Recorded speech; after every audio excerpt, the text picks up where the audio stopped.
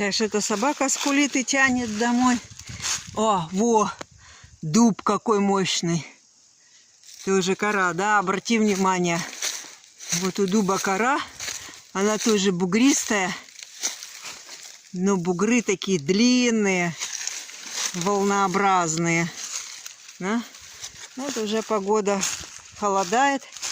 И кленик вот такой красный. Краснеет. Красиво, да?